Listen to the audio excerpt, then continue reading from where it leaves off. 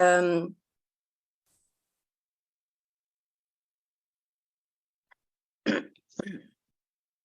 his studio talks with Henry Schumann in 1975, Klaus freely declared, "I'm a communist," and declared therefore his unconventional approach to Marxism via Bloch, which he linked with readings of the Kabbalah and mystics of the Middle Ages, as we will see also in his work, Aurora.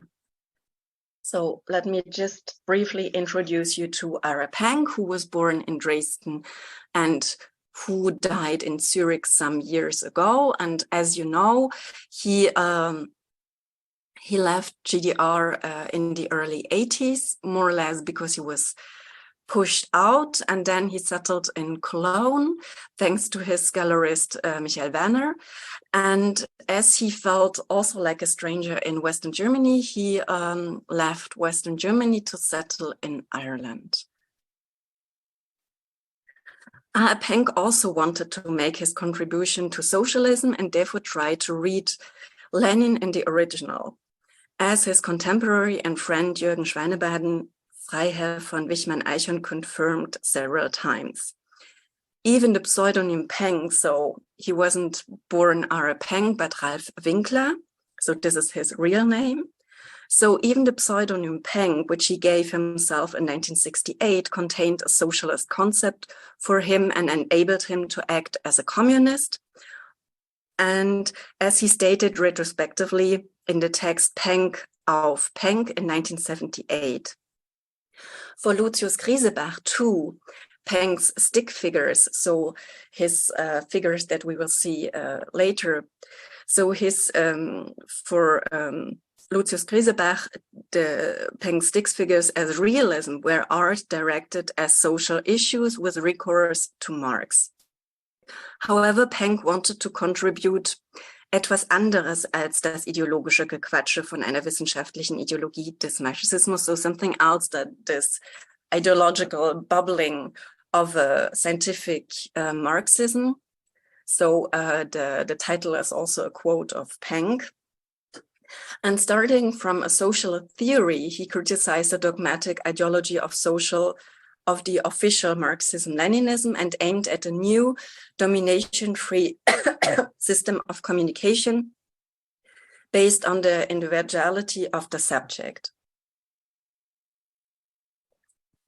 So let's start with Karl Friedrich Klaus and his Aurora.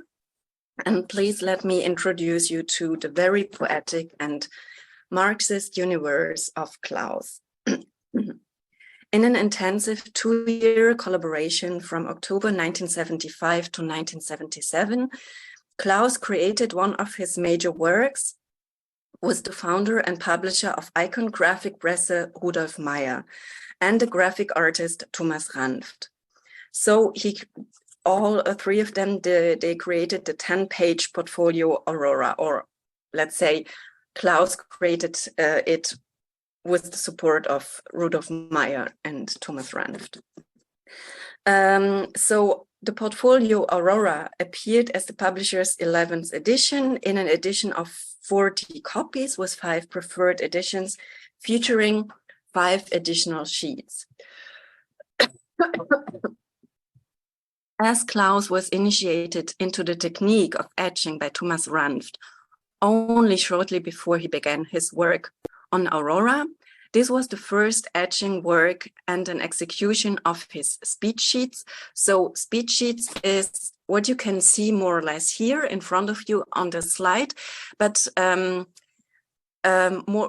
normally those speech sheets are handwritten. So speech sheets for Klaus are a kind of documentation of his readings, where he writes down and rewrites. As you can see here, this is it becomes this kind of graphic science, because he rewrites his lectures and also tests them and reflects them by reading. So for the first time in Aurora, he uses etching to create speech sheets. It was also Thomas Ranft who, in close collaboration and constant consultation with Klaus, undertook the printing of the plates. In a thematic tie-in to the Geschichtsphilosophisches Kombinat, also a combination of speech sheets, but in this time handwritten. So in this Geschichtsphilosophisches Kombinat from 1961 to 1965, the period of its creation, Klaus also assembled the various speech sheets for Aurora into combinations, or how he would call it, aggregates. Okay, so in addition, each of the first 10 etchings was inserted into folded sheets of transparent paper, on each of which Klaus had applied a handwritten quotation that precisely matched the format of the individual etching, overlapping it and inscribing itself into it from above.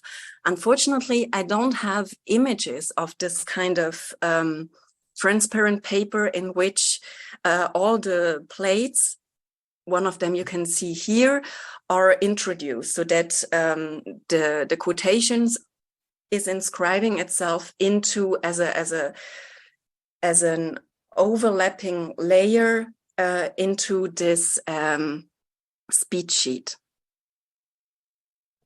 The authors of the quotation range from Lenin to Karl Marx, via Jakob Böhme, Zhuangzi, Paracelsus, Johann Wolfgang von Goethe, Dante Alighieri, Yehuda Halevi, Friedrich Engels, Paul Éluard, and of course, Ernst Bloch. As you can see, his kind of understanding of Marxism was always already linked to other authors, and he also mixed Marx with those authors. We will see this later. The 5 sheets of the special edition are grouped together in a sheet of transparent paper on which Klaus had handwritten Ergänzung dunkel, so edition dark.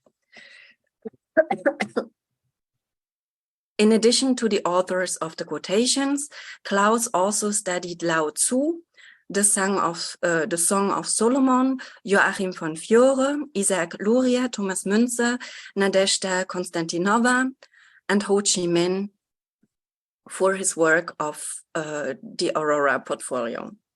In his introduction, Klaus declared the Russian October Revolution of 1917 to be the starting point, the initial moment of his work. By referring to this historical moment, which in the GDR was considered the beginning of the realization of communism, of social progress, as the trigger of his own work, Klaus announced Aurora as an anticipation of the communist future. The title Aurora, which Klaus borrowed from the main work of the mystic Jakob Böhme from 1612, also describes the appearance, the rising of a utopian future, whose realization he transferred to communist society. So just a brief quotation. I'm sorry, I will quote them in German, also to introduce you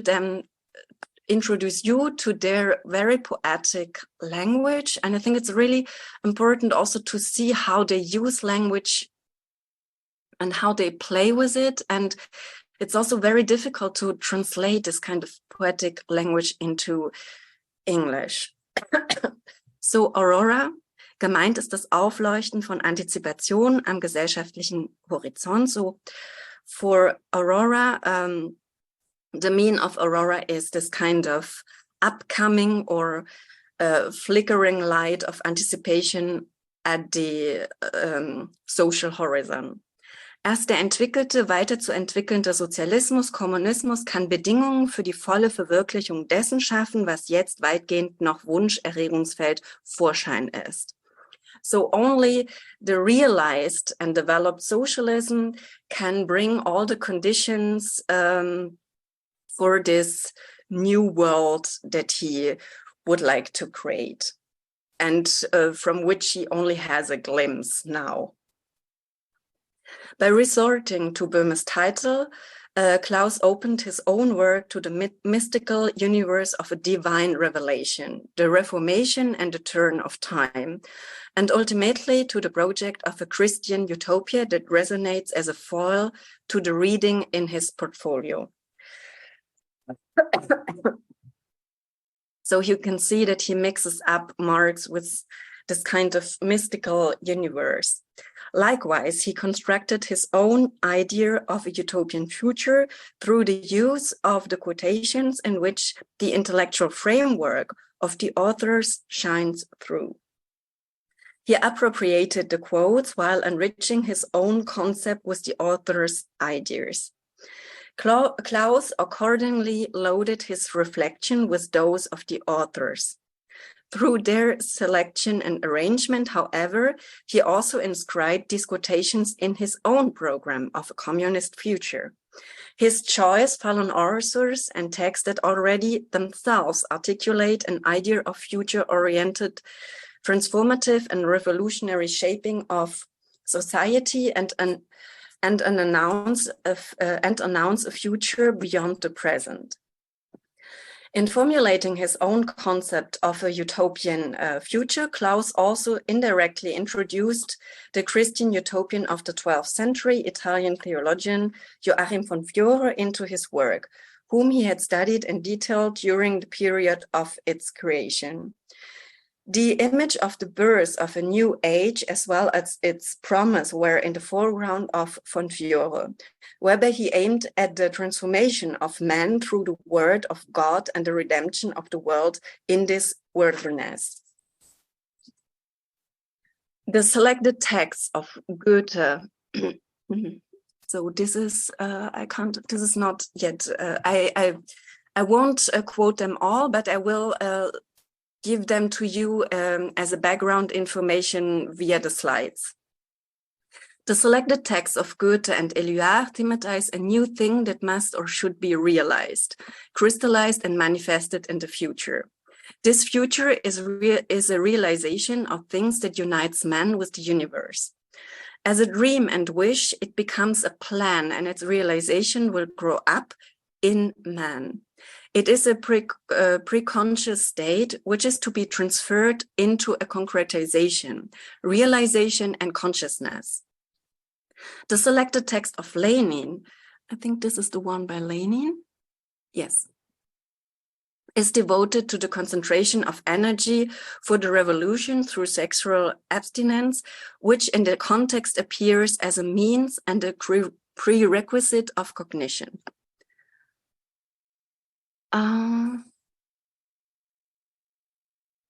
So Marx, Bloch's and Lenin's texts insist on the question of practice as a dialectical of theory and practice, which are mutually dependent. In this, Lenin emphasizes the priority of practice. Or in Marx's words, I will quote this briefly in German, in der Praxis muss der Mensch die Wahrheit, das heißt die Wirklichkeit und Macht, die Diesseitigkeit seines Denkens beweisen. So in practice, man has to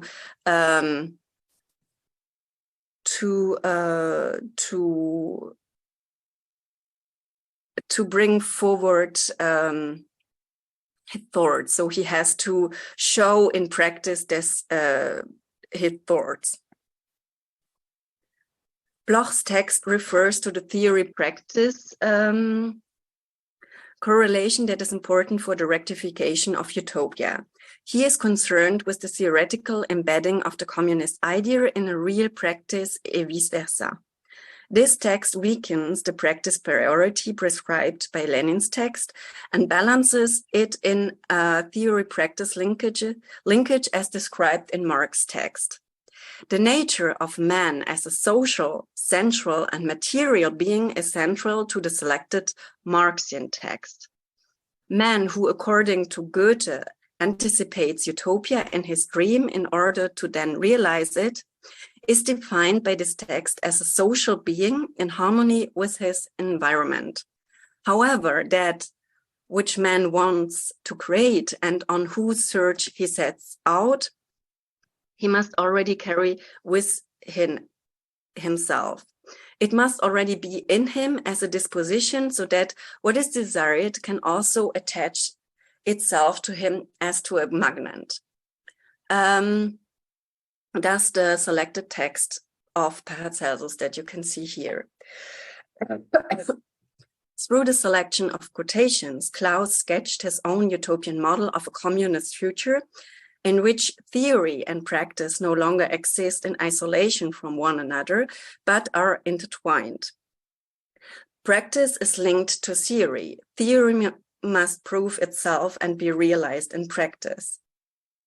The human being as a social and sensual being is the executing agent who visualizes the future through his wishful thinking and can only put it into practice through his sexual abstinence. In this context, I would like to draw your attention to yet another aspect. So let's come to another point, so more to also to the pictures and to Klaus' considering of language and writing. Klaus considered writing not as a completed sign system of absolute communication. In his frenetic act of writing, he repeated the words by overwriting them. So, as you can see here, in one of those plates, and also here in another plate, or here, so he writes also quotations of the authors he read, but he rewrote them, and it's a very frenetic rewriting, so that this kind of writing becomes also only signs because they're overlapping and they're layered in several layers on the sheet. In his frenetic act of writing, he repeated the words by overwriting them. He wrote the word again and again, subjecting it to scrutiny. The signs thus go beyond themselves, for anderes nicht nur sich selbst bedeuten, auch Schrift sind für eine Sprache, die im Grund erst wird. So he focuses on writing and on the signs of writing, because in those signs, for him, the utopian moment that is described by Bloch is already in those signs. So he also tests them and rewrites them to open them, and also to create a kind of new language, as you can see it here or here, in this kind of rewriting, a kind of new sign language or sign code appears. So Günther Peter developed a similar idea, so I won't quote that now. For Klaus, it was about opening up a poetic speaking, a poetic speaking, so a speaking that is creating something new, and above all, a writing. Oh.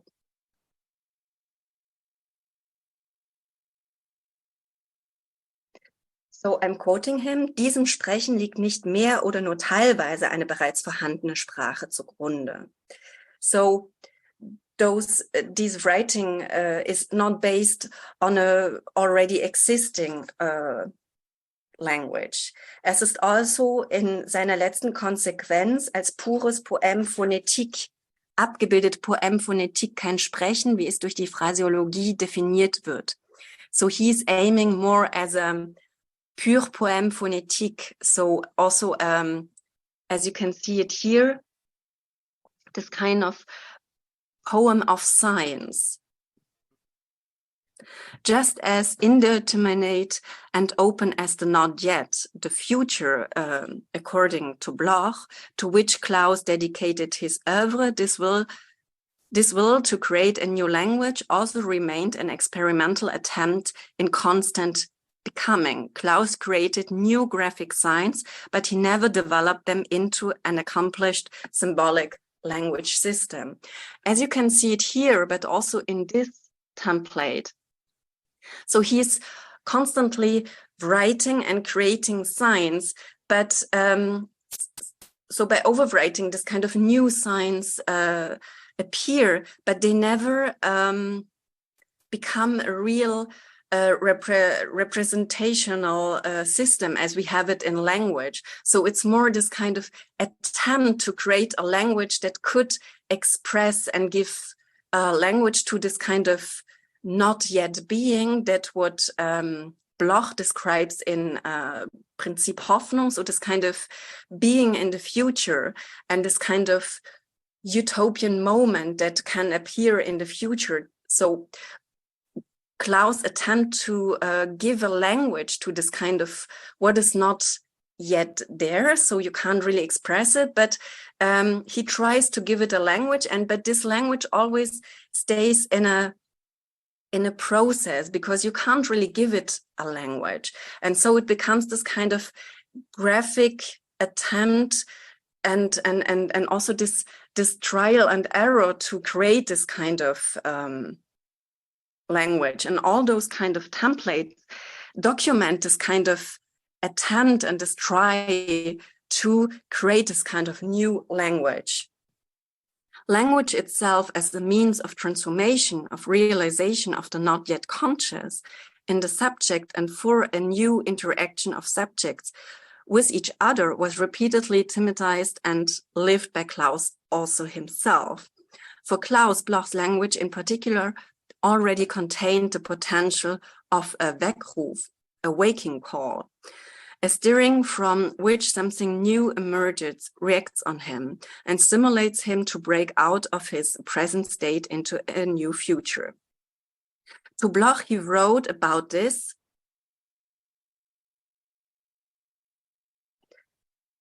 dass eben dieses Aufrütteln aus dem Trägen dahindämmern in das Licht, das bereits derart vielfältig in einem herumspielt, dieser Weckruf, der ihre Sprache auch ist, macht sie zur roten Tinktur. So, more or less, the language of Bloch also calls him and tries him to wake him up.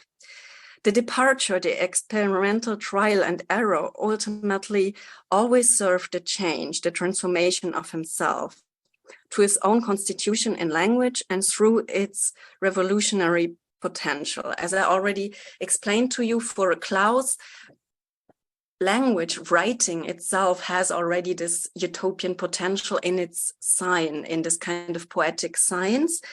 And also, Klaus repeatedly transferred to language the exercises he derived from Bloch's writings. So in his everyday life, he developed exercises to out of Bloch's writings to also become a utopian subject, as described in Bloch's text.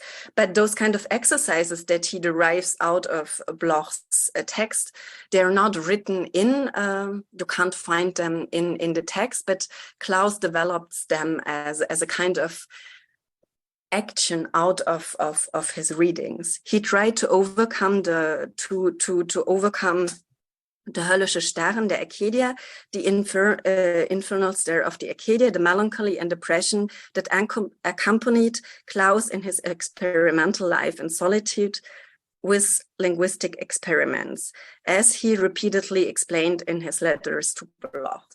So, for example, he imagined one word of Bloch's text, and he really focused on them to feel his body in another way. This was this kind of exercises. And also in his life as an eremit, as in Annaberg-Buchholz, often he felt very lonely, even if this life was self-chosen.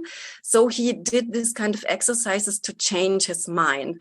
And also he wrote to Carola Bloch that he fell into a depression after his mother died.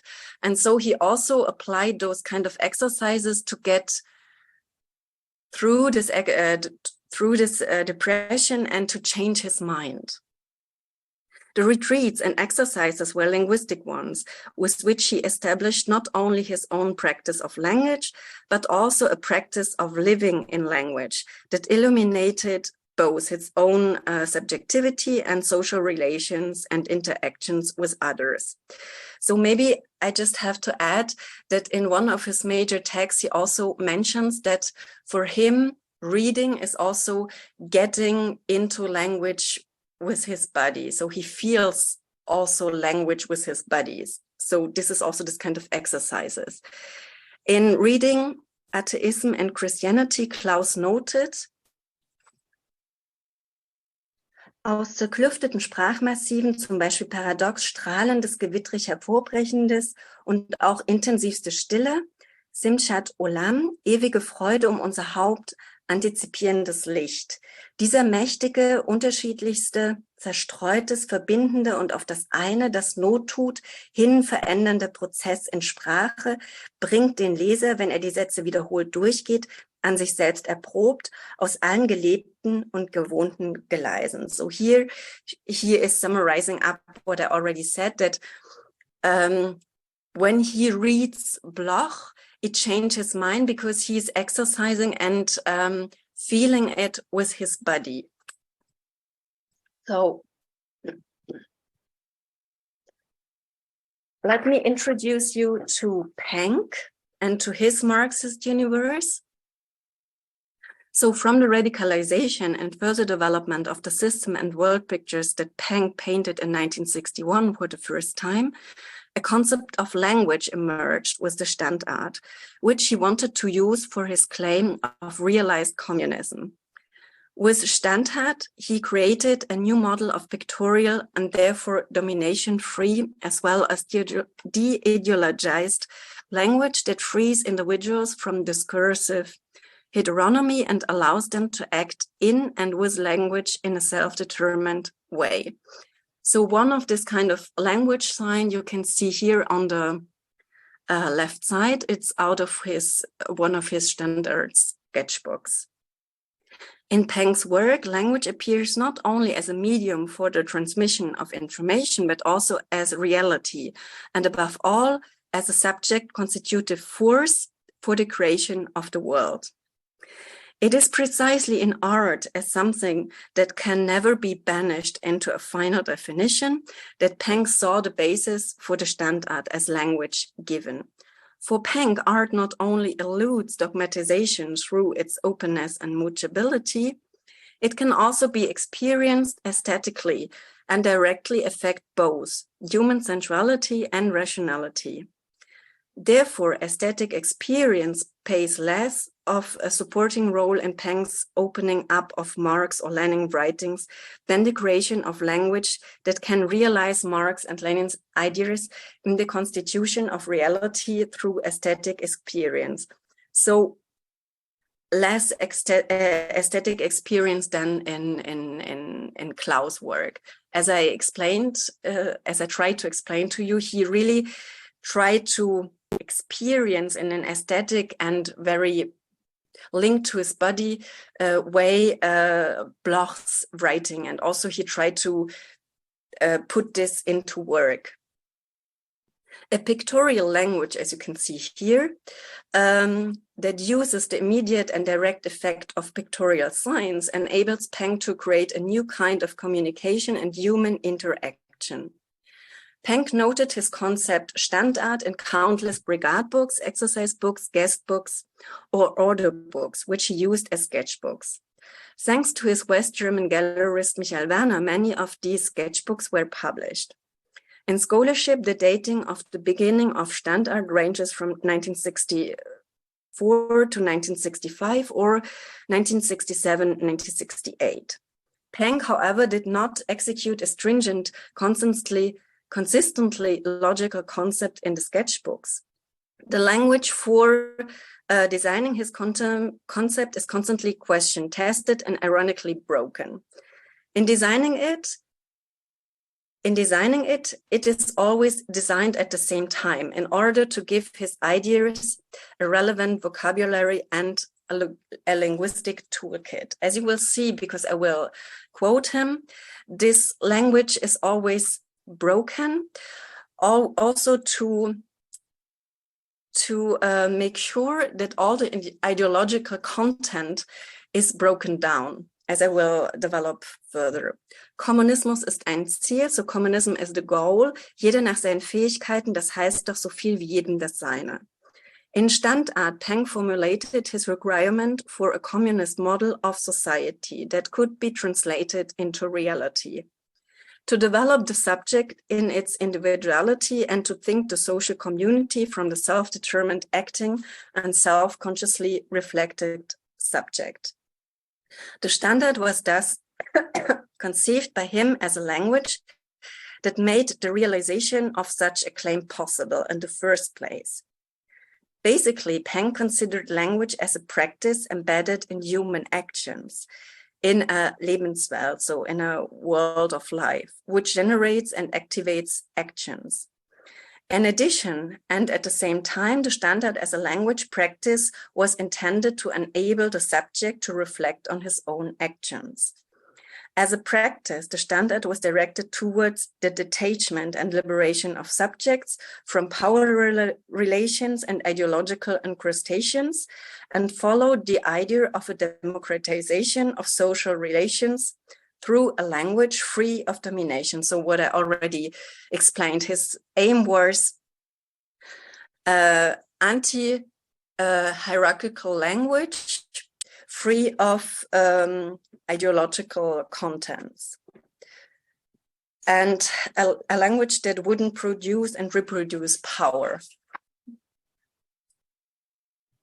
Peng defined Standart as language in the sense of a conventional created model that conventionalizes meaning through its social use.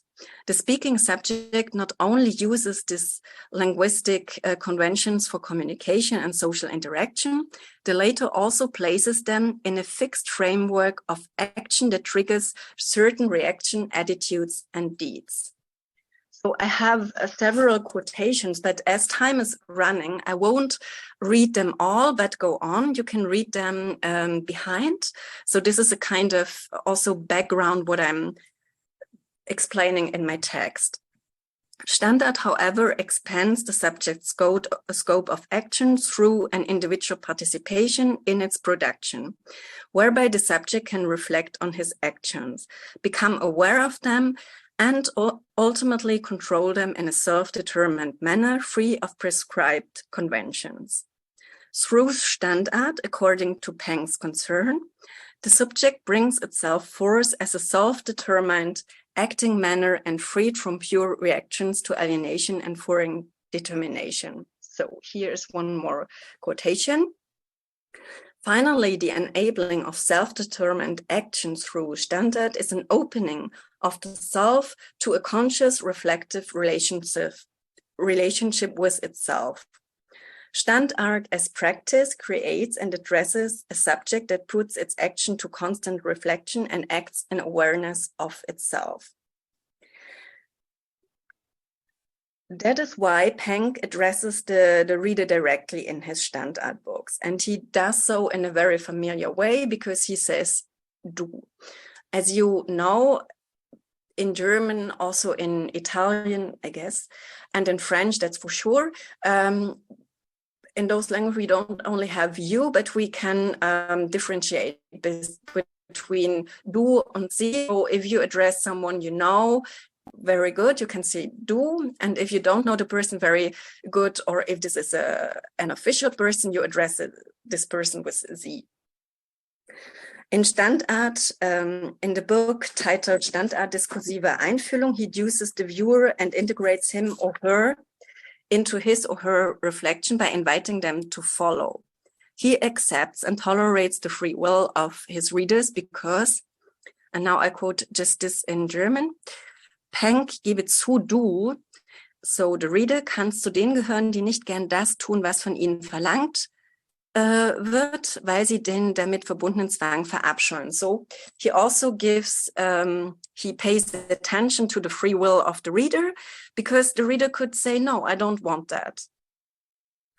As a self-determined subject brought forth by Standard, the reader can participate in establishing the rules of the language practice Standard. I will show you some I will show you some examples later. By intervening in the conventional created model and by manipulating it, the subject can form linguistic patterns on its own. The reader is invited not only to react to the linguistic patterns, but to act independently in them and with them. The subject can vary meanings and co-determine their definition, because this conventional based or conventionally created model, as he calls it, of his standard was not created as a rigid model, but as an open one that can be changed by the individual. Likewise, through the practice of the Standard, as well as through the practice of language in general, the subject gains access to the world, which, however, he shapes through his actions in a self-determined way and according to his own ideas. So Standard is based on this concept of language, that only through language we have access to reality, and only through language we can create reality. And through creating a kind of new language, you can not only change the tool by which you can create the reality, but it also enables the user to create this kind of new communist world, but also it enables the user, the subject who is creating this language on its own also, because it's the reader is invited to participate in this creating of a new language. So the subject can also transform itself into a self-determined, self-reacted, self-determined and self-reflected subject. So the subject constitutes structures and organizes reality. So Standard makes that one can orientate itself in reality and therefore creates his own reality. For Pank, all areas of life, economic processes such as production, advertising, and sales are to be regulated and carried out via Standard. The subject, however, can not only create his own reality through Standard, but also reflect on it, gain insight and knowledge about it. So this is the last quotation. And now I will show you some examples out of his Standard books. Some of them are published, but a lot of them are still sketchbooks, and you can only see them in the archive of his gallerist, Michael Werner. And so this is one slide out of one of his sketchbooks in which he developed Standard. So there are hundreds of those Standard books. And on this page, you can see this kind of sign. And beyond, so it's a sketch of me. So I took this kind of sketch of this Standard that he developed in one of his books. And so beyond is written, so ist es fast ein Kurs. Du erinnerst dich vielleicht an eine Plastik von Frank Husi. Das wäre sehr schön, wenn du dich jetzt an diese Plastik erinnerst. Warum?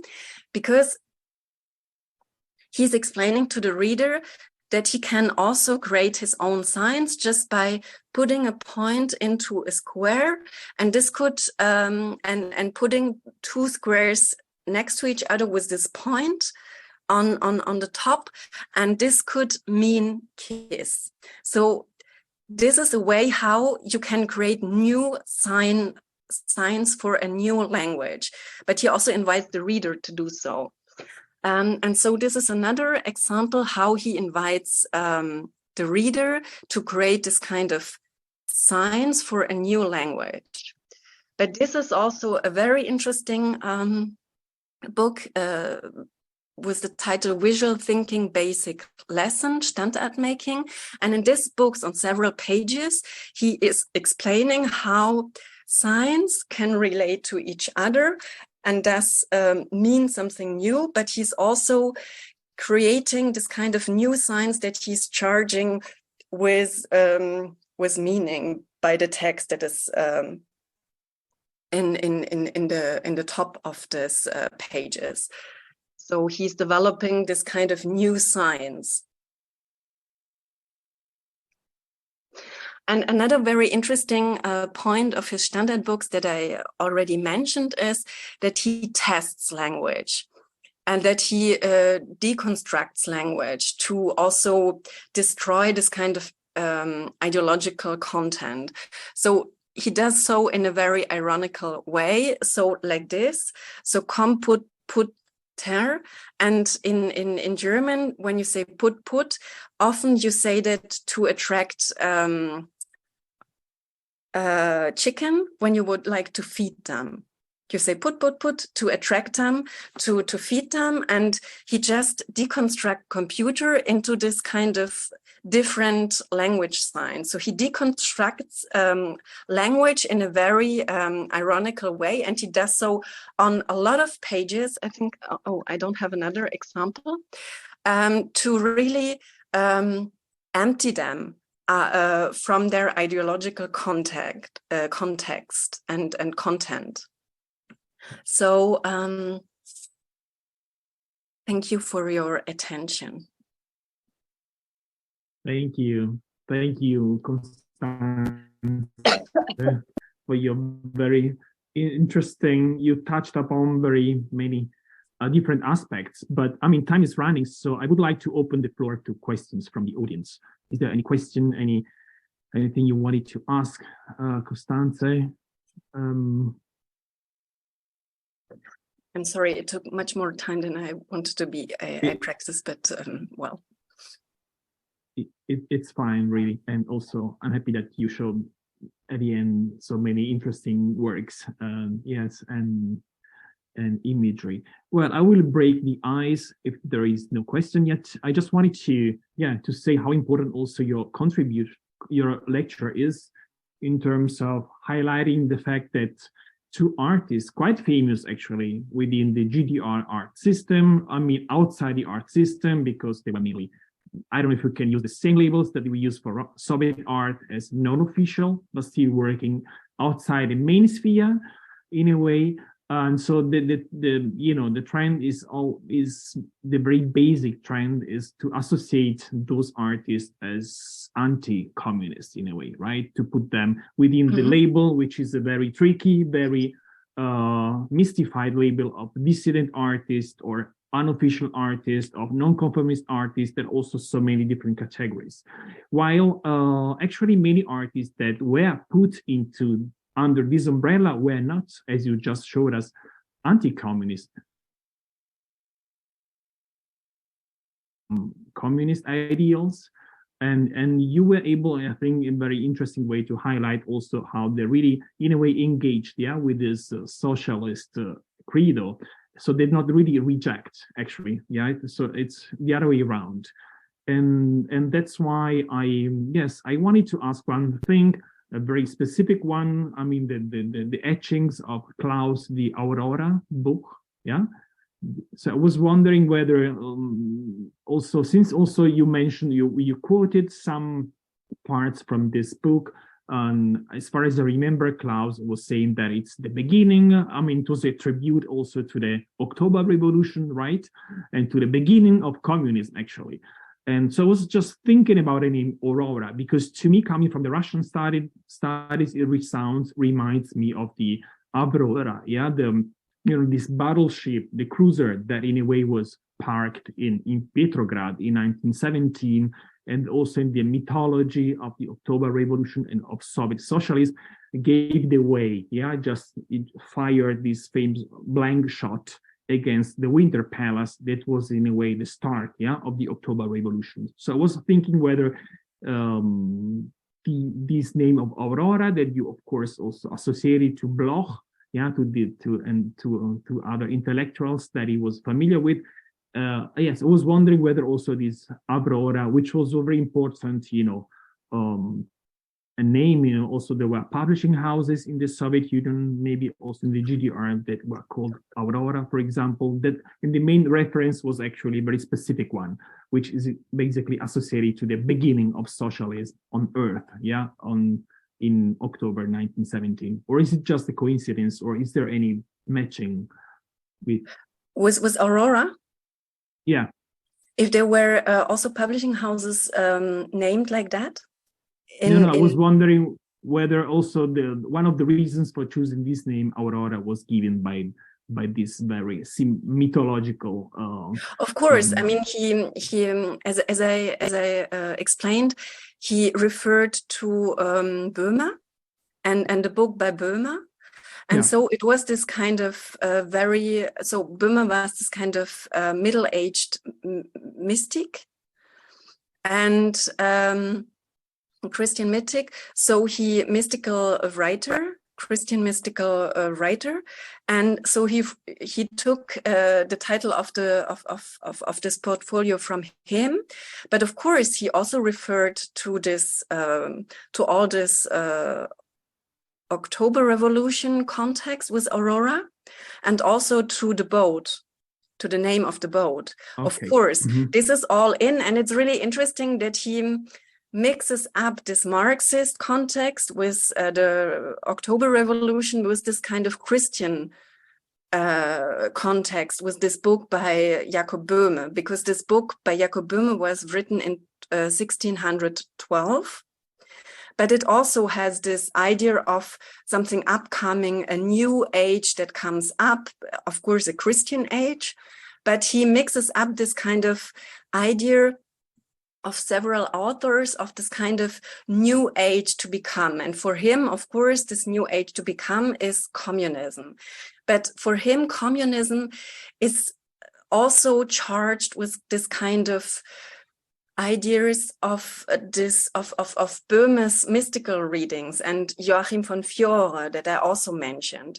And he mixes it up also with Goethe's ideas and Paracelsus ideas. So it's not a pure Marxism or a heterogenic Marxism. It's this kind of mixture of a lot of utopian moments and utopian ideas that he just gathers in the history and that he's interested in. He was also very interested in the Kabbalah. And so he mixes up this kind of communism with all those universes that he's interested in. And so it becomes a very pluralistic communism. And therefore, I'm very happy that you mentioned that of course, he's considered as a dissident, and often in the context of art from the GDR, all those artists are considered not related to politics or politically free, and this is not true. I mean, this is often a strategy to save them for Western art history or to save them for art market. But this is not true. And therefore, I also try to get into their universe and to show, no, they were convinced of Marx, and they were even very sad when their attempts to contribute to socialism were rejected by the officials. So Klaus was, he had, of course, like Pank, a file at the Stasi, and the Stasi offered him to leave the GDR. And he was really very nervous and even shocked that they offered him to leave GDR, because he felt that this is his place to be and to contribute to socialism.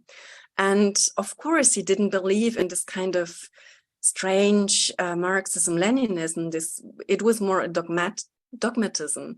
And also Pank criticized it a lot with his Stand art. So as he says it already in the title, I don't want this kind of dogmatic ideology, but I want more lively Marxism that allows people to constitute their self in a very free way and to be self-reflected and to communicate freely without any hierarchy to other people.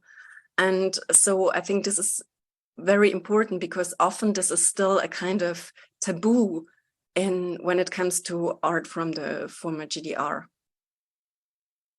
And maybe I should yes, there is a question. Answer to Isotta's question. So how was Aurora received in the GDR? So it was received very well. It was shown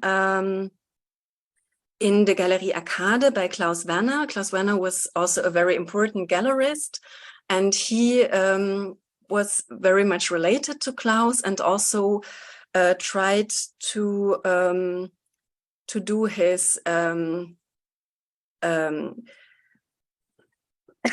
to publish his how do you call this, oeuvre, where all his work is in it, oeuvre. Catalogue raisonné? Or? Yes. Okay. Catalogue raisonné, to publish his Catalogue raisonné.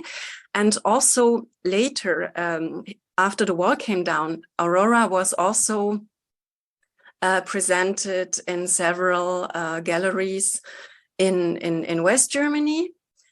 And there was even an idea to include it into the new, am I right? I think there was an idea also to include it into the new Reichstag in Berlin. And there was a show where they showed the slides of Aurora on glasses. So they transferred the slides of Aurora on glasses, and it was hung into one room so that you could walk through the Aurora plates and slides, and so that you could also experience this kind of idea of layers. What you could see also with the text. So the text is in writing itself in the speech sheets, but also the speech sheets are compilates, and there are a series, so they are always continuing one of each other. And so by hanging it into a room in this transparent way, you could see this kind of play of one plate with another, because you could see one plate through another plate. So there was also this play with these layers, and also with those kind of association of ideas. So you could associate one plate to another, and also develop one idea further thanks to another plate. Yeah, so it was very well received, and all the 45 editions were sold, and now they're in a lot of very good museums like SKD, and all the major museums, they have it. And he also sent it to Bloch, and he gave it also to one museum, but I don't remember to which one in the West. Thank you. So I see some colleagues from Santa Barbara had to leave already, but we still have a couple of minutes in case some of you want to ask a question.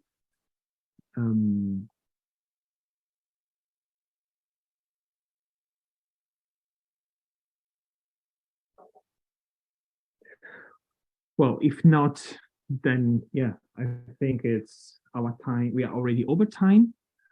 And I would like to thank you, Constanze, once again for presenting to artists that, as I said, for us work in the field, a little bit famous already, but you presented very new aspects, which is very important, and also new works, and also their thinking, about behind their work, and also the variety of sources, that they were using in a very undogmatic way, as you said, as a very intimate approach to the arts, and also as a practice. You also mentioned that in the case of Penck, he really conceived his artistic practice, as something also that had to do with practice, with advertising, promoting his own art as well. And this is also something that maybe can you tell us just a few words about this? Since I'm very curious. I mean, more or less, both of them, they invited the viewer to participate. So in the foreword of Aurora, Klaus addressed the viewer and said, well, I don't want you only just to experience or to look at it and have pleasure, but please go further and practice what I'm offering you here and develop it further. And so and also Penck, he invites the reader of his standard books.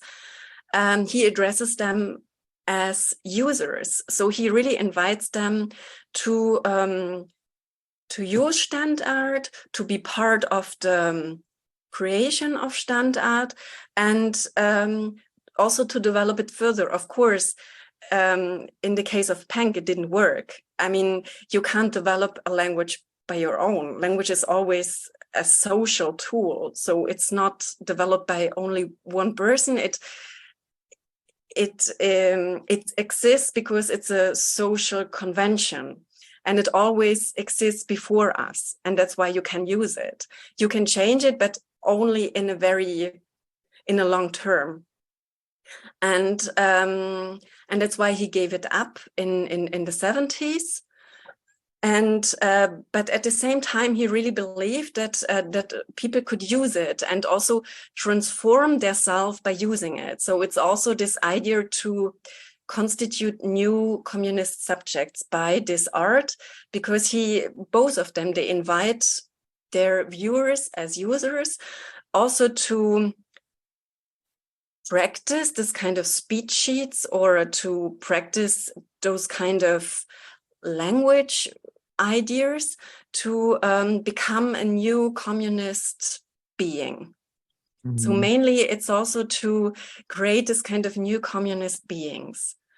I mean, they created themselves as this kind of new communist beings via their artistic practice of Standard and, of course, this kind of speech sheets, but they also invited the viewer to take the same path and to create themselves also as a kind of new being.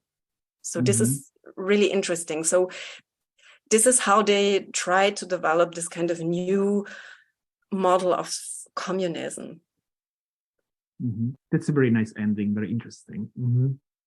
A new communist being. Okay, thank you so much. I just wanted to remind to the few public who's still with us, that we will have our next lecture in January with Isotta Poggi, actually, who is with us from the Getty Research Institute in Los Angeles, and it will be on the 23rd of January. So we will send you, of course, the program of the next year, which is also full of interesting, hopefully, meetings and lectures. So thank you, everybody, for listening, and see you next year then. Bye. Thank you. Merry Christmas. And a Happy New Year. Yeah. Thank you for inviting me. If you want to stay for a second, Constanze. Yes. And thank you, Matteo, for being here. Thank you, Constanze, as well, for being here. It's dinner time, I guess, for all of us. Also for you, right? You are in Germany, right? Right now, I'm in Leipzig. In Leipzig, yeah. And yes, I was telling you about my experience with Werner Schmidt ages ago, and I think and also I was checking. But how was he? I mean, how was he as a human? Because with one of my colleagues from the Kupferstich cabinet, he told me, because I was fascinated by Werner Schmidt, and he told me, well, Constanze, I think you wouldn't have liked him because he was a very authoritarian director. You know, history changes, and also the characterization changes, because when I was in Dresden, it was 2005, he was still, he was the former general director, and I think he was already a little bit, maybe also because of his age, a little bit verbittered, a little bit, But a lot of those East Germans were verbittered. Yeah, and then I think when he really, which is, it's not a secret anymore, I think, but then he decided, maybe as a reaction, to donate his private collection, which was quite big, because also, when also he went to the Soviet Union, he would collect things, of course, or exchange. He made this exchange of graphics for a museum, but also he would also collect something for himself, for his own private collection. So he had a quite big private collection. And then at the end, he decided to donate it to Pirna. It was in Pirna, at the museum in Pirna. Pirna? Yes. as far as Do I they remember. even have a museum in Pirna? I just remember, and I don't think things have changed because then, I mean, short later he passed away. So and it was a sort of scandal in Dresden because I mean he dedicated his life to the Sammlungen, Kunstsammlungen, Yes.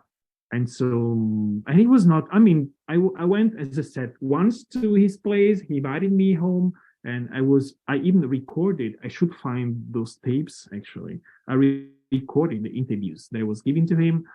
And back then my German was at the very beginning. He also had a very strong, Sächsische accent. But He still, had a little bit. A little bit. But they I all think, have yeah. in Dresden. In Dresden, they have a very big Saxonian accent. Mhm. Wenn du willst, können wir auf Deutsch umschalten. Ja, jetzt geht das irgendwie. Okay. Und mit ihm war es, ich fand das sehr interessant. Ich war von ihm fasziniert fast, weil er hatte so viel zu erzählen und die Frau, die Frau war Russin. Die Frau war Russin eigentlich, ja. Und sie war, und er hatte auch, personelle Beziehungen zu Moskau zu der Zeit und ich kann dir den Artikel schicken, falls du Italienisch liest. Und das ist lange her. Ein bisschen lese ich. Ich war ja ein Semester in Rom.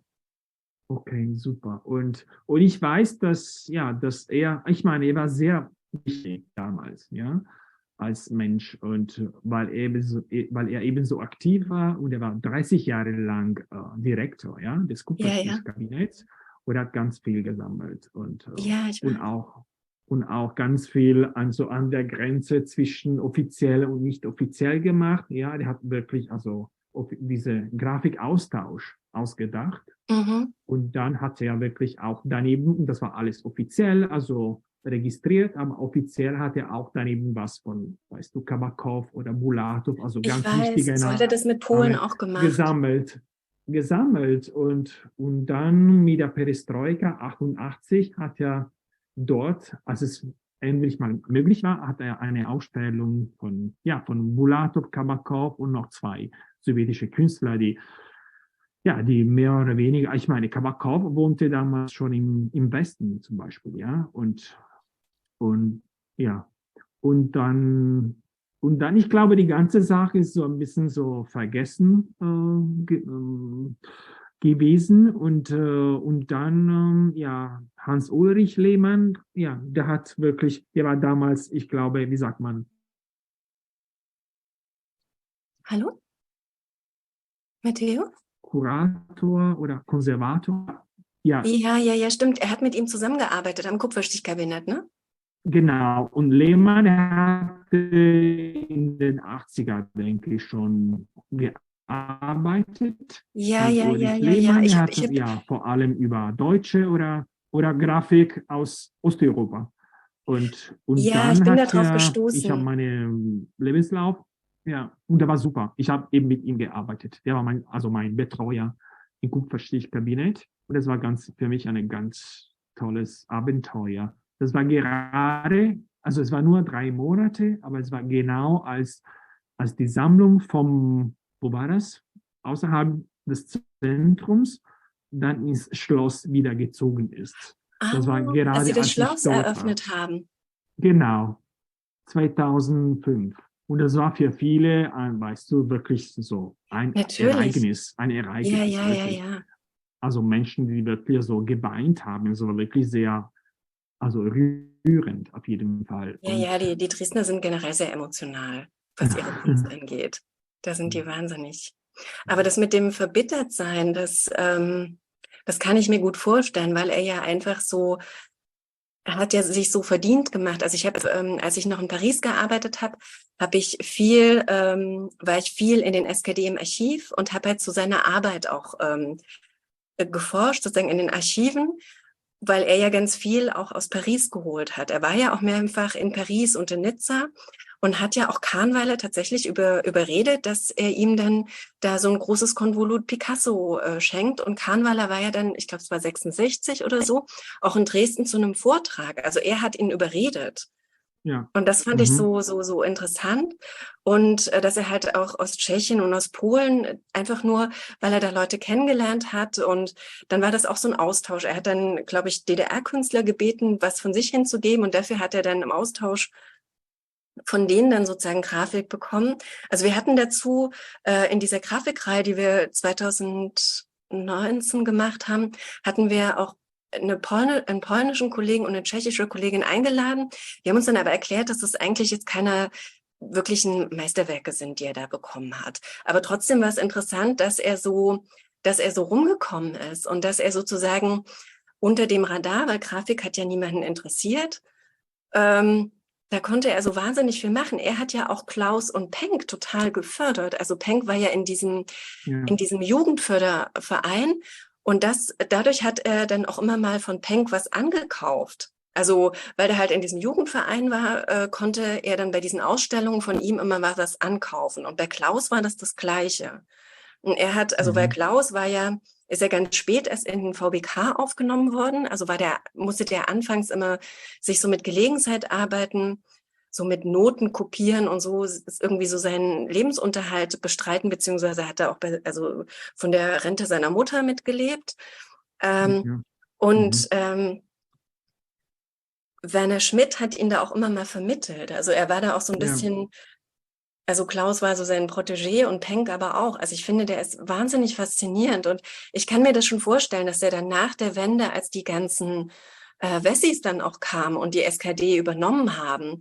Und man kann das, also das ist das, was ich finde, was man immer noch fühlen kann. In der Generaldirektion sitzen immer noch diese, was man jetzt politisch korrekt alte weiße Männer nennt, aber wo man total merkt, dass die aus dem Westen kamen und dann hier also sozusagen den Ostdeutschen erstmal erklärt haben, wie man jetzt sozusagen das alles zu machen hat und dass die immer noch so einen Habitus haben. Also man muss jetzt hier erstmal den Ostdeutschen erklären, wie das alles funktioniert und wir haben ja 40 Jahre hinterm Mond gelebt und so und diesen Habitus haben die immer noch. Also ganz schlimm.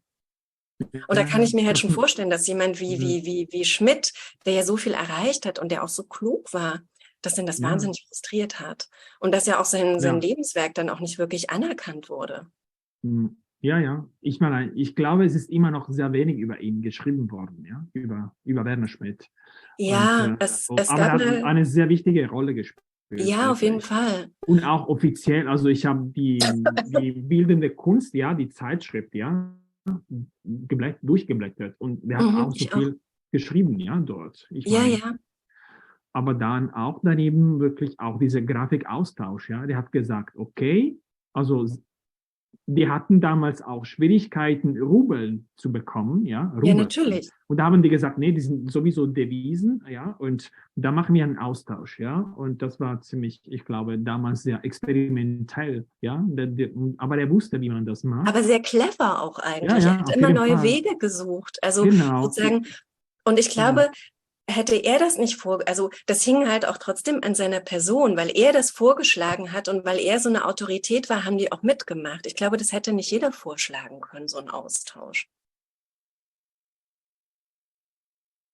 Genau, eine Rolle gespielt. Ich glaube, der Schwager, der Vater der Frau, der war dort in Russland und der hat irgendwie als Garant gespielt, weil es sollte irgendwie, ich glaube, das steht in meinem Artikel, das kann ich dir schicken. Und das war auch meine Magisterthesis, also ich habe eigentlich, was ich publiziert habe, ist nur ein Auszug.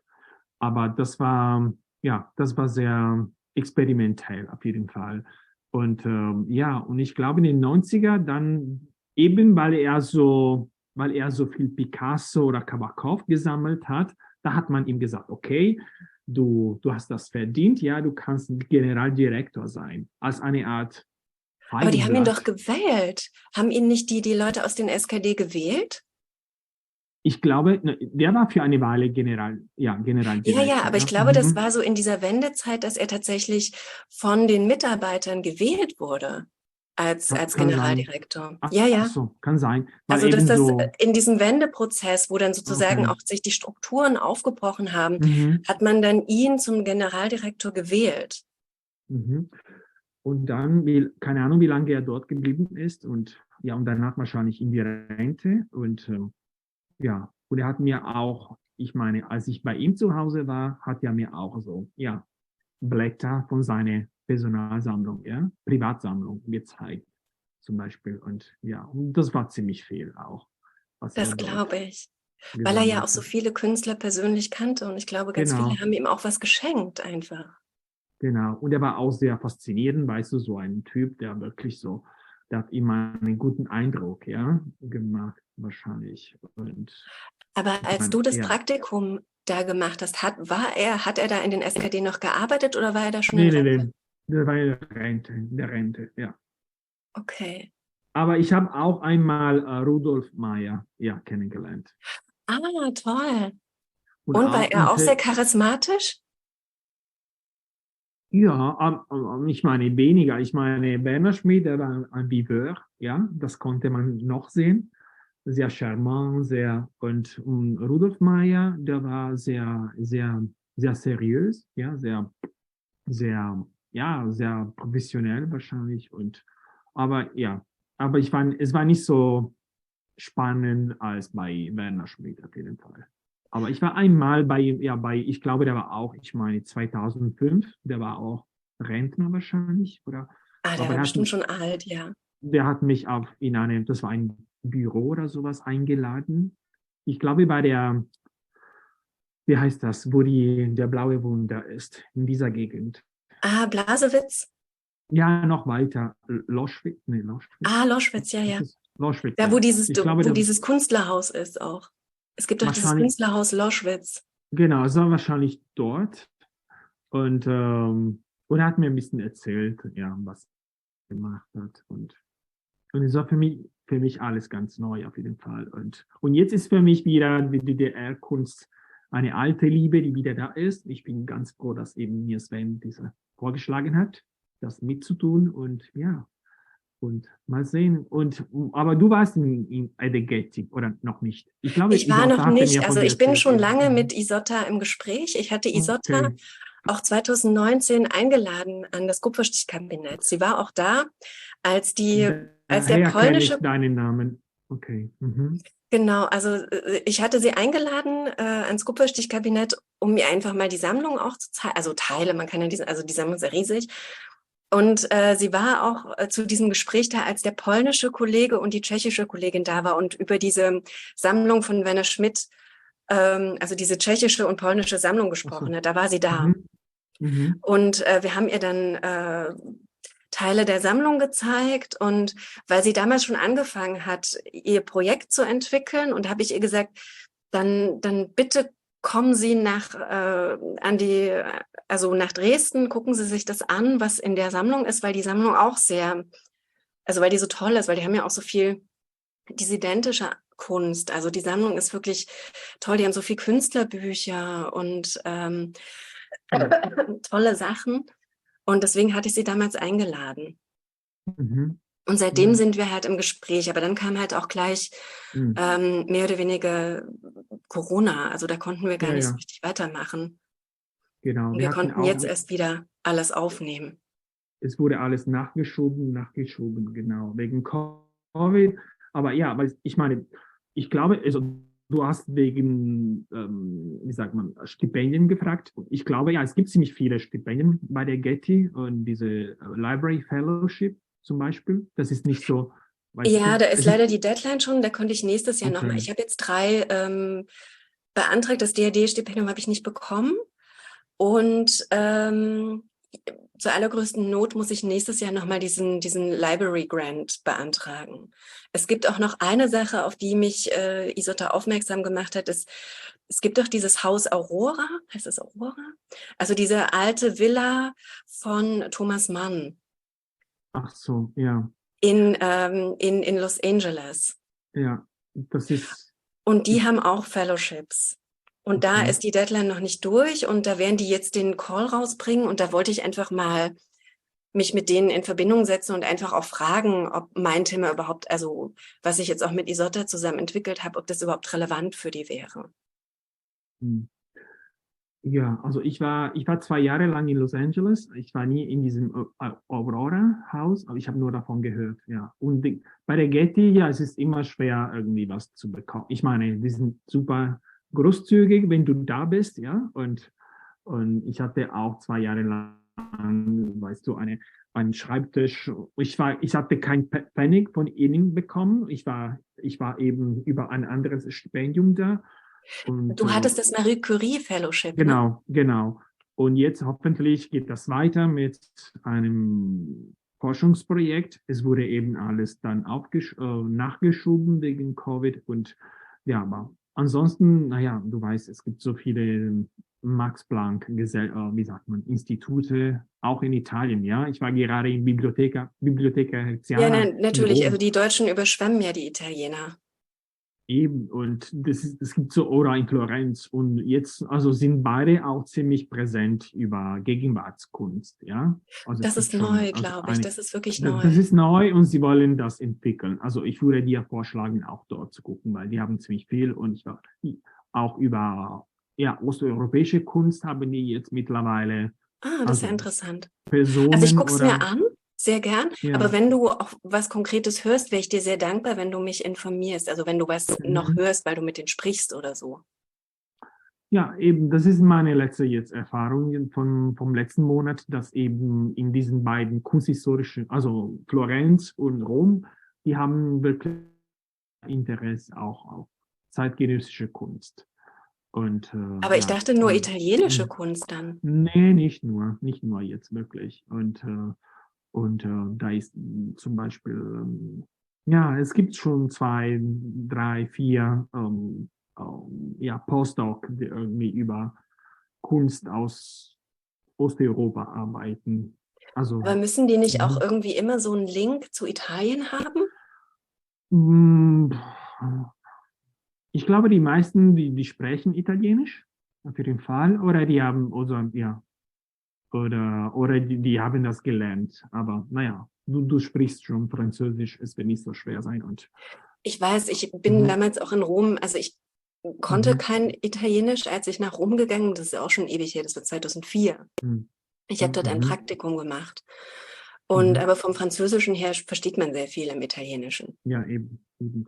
Ansonsten, ja, also Getty, ja, kann man dann auf jeden Fall versuchen mit der Getty und DDR-Kunst. Keine Ahnung. Also ich bin Weil wirklich die der halt auch eine der größten Sammlungen eigentlich haben. Die waren diejenigen, die nach der Wende viel gekauft haben. die haben ziemlich viel, also als Papiere, Dokumente, ja, die haben ziemlich viel. Und die wollen aber das auch nicht so viel reklamieren, weil die Provenienz nicht wahrscheinlich, also Wirklich? das ist, nee, ich meine, die sind so, ich glaube nicht, dass irgendjemand mir das verlangen oder zurückhaben, aber die sind so, weißt du, Pauschal Papiere. Es gibt so, na, man findet fast alles online, ja. Ja, ja, ich Und, weiß. Mit Isotta bin ich aber schon durch. ich meine, viele sind auch nicht so interessant, ja. Also die sind so, Ich weiß, das habe ich auch gehört. ich meine, ich habe wirklich nichts Tolles gefunden. Vielleicht so etwas über Tübke. Es gab sowas über Tübke, oder? Ja, muss man. Aber es wäre eben ein guter Grund, um sich dort zu bewerben, ein paar Monate für diesen Library Research Ja, ja, ja, das hatte ich auf jeden Fellowship. Fall noch Mhm. vor. Und dann habe ich noch gesehen heute, dass du eben auch über Tendenzen geschrieben hast, die Zeitschrift Ja, Tendenzen. Ja? ja. Und das Wieso hast du wäre die auch, auch gelesen?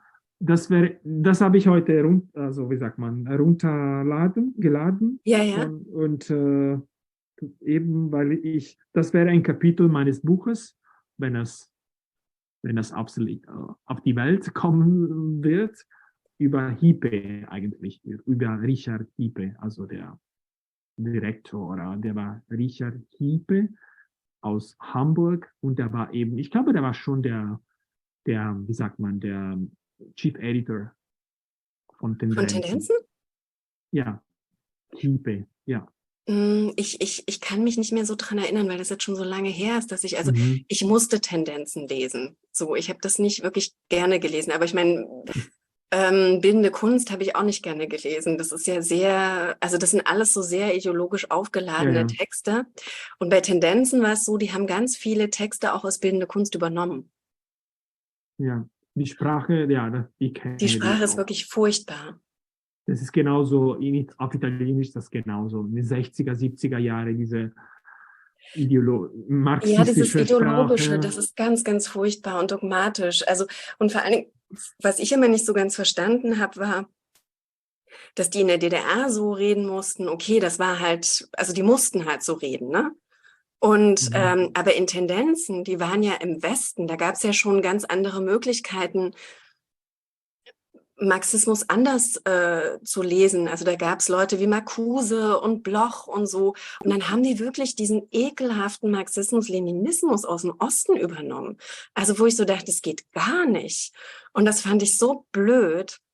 Ich glaube nicht, dass das aus dem Osten, ich meine, es gab auch italienische Kunsthistoriker, die Kommunist waren, das war die Mehrheit, und die haben genauso geschrieben, in den 60er, Echt? 70er Jahren. Ja, ja, ich glaube, Also das war die hatten wirklich, nicht, weil es gab ja auch im Westen sehr viele Marxisten, die, also ich denke jetzt so an Marcuse und wenn man sich die ganze Studentenbewegung anguckt, die waren alle mehr oder weniger Marxisten. Aber die hatten ja nicht so eine dogmatische marxistisch-leninistische Sprache. Die haben sich ja eben gerade davon auch abgegrenzt, also von diesem ja, dogmatischen Marxismus-Leninismus. Die haben gesagt, wir lesen jetzt wieder die Frühschriften von Marx und wir versuchen Marx neu zu lesen und wir versuchen den auch zu kombinieren mit Psychoanalyse, was dann die Mitscherlichs gemacht haben und so. Und dann gab es ja auch dieses Freud-Institut. Aber die hatten ja nicht so einen Dogmatismus. Und das habe ich bei Tendenzen nicht verstanden, weil die ja auch wirklich diesen sozialistischen Realismus total hochgehalten haben und gepriesen haben. Und naja, also in einem Kontext, wo man schon viel progressiver mit Marx umgegangen ist.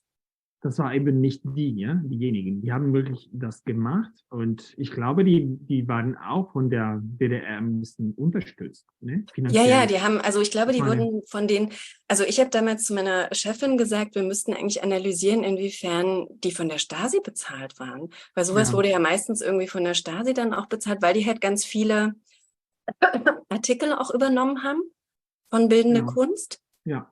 Und, Mhm. also ich Nicht denke, die mal wurden übersetzt, richtig auch ja. bezahlt. Und nicht mal übersetzt, ja, weil eben das ist die Sache, dass die eine Sprache ist, ja. Ja, Ich ja. meine, und Und das ja, fand ich irgendwie, also das war mir immer ganz fremd bei Tendenzen. Also das habe ich mhm. überhaupt nicht verstanden, wie man in so einem Kontext, wo man ganz anders Zugriff hatte auf Marx, warum man dann so einen Blödsinn da übernommen musste, wogegen ja auch im Osten ganz viele angerannt sind. Wenn man sich jetzt die Praxisdebatte anguckt und Klaus, Penck und selbst Christa Wolf und so, die waren alle nicht überzeugt von diesem Dogmatismus, auch wenn die eigentlich jetzt Marxisten waren. Naja, weil die eben im Westen waren, die waren ein bisschen, ich meine, Hiepe, der war, sage ich nicht mal, fasziniert von der DDR, aber der war sehr präsent. Der hat wirklich viele Artikel auch, ja, also einige im Bilde der Kunst, ja, veröffentlicht zum Beispiel. Oder er hat Mhm. Monographien geschrieben, publiziert. Eine auch über Renato Guttuso zum Beispiel, ja, und auf Aber der war Deutsch ja sehr und wichtig.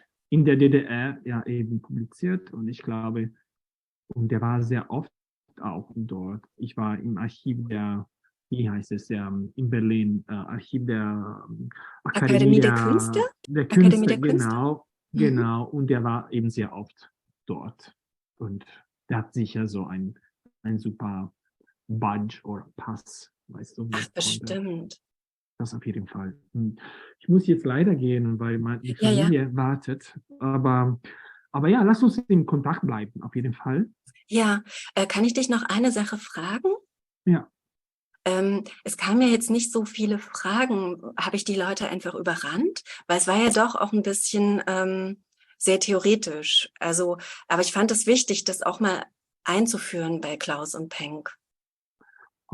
Warte mal, ich habe vergessen, weil ich nehme wieder noch auf, was nicht Ah, so, naja, ich werde dann Sven meinte, also ich meine, ich weiß nicht, ob ich das aufnehmen sollte, aber jetzt habe ich das aufgenommen, was gut ist, aber ich werde diesen letzten Teil abschneiden, ja, wo wir mhm. sprechen. Und vielleicht wird das eben auf dem Portal hochgeladen. Nee, ich glaube, warte mal, wo ist jetzt dieser Record?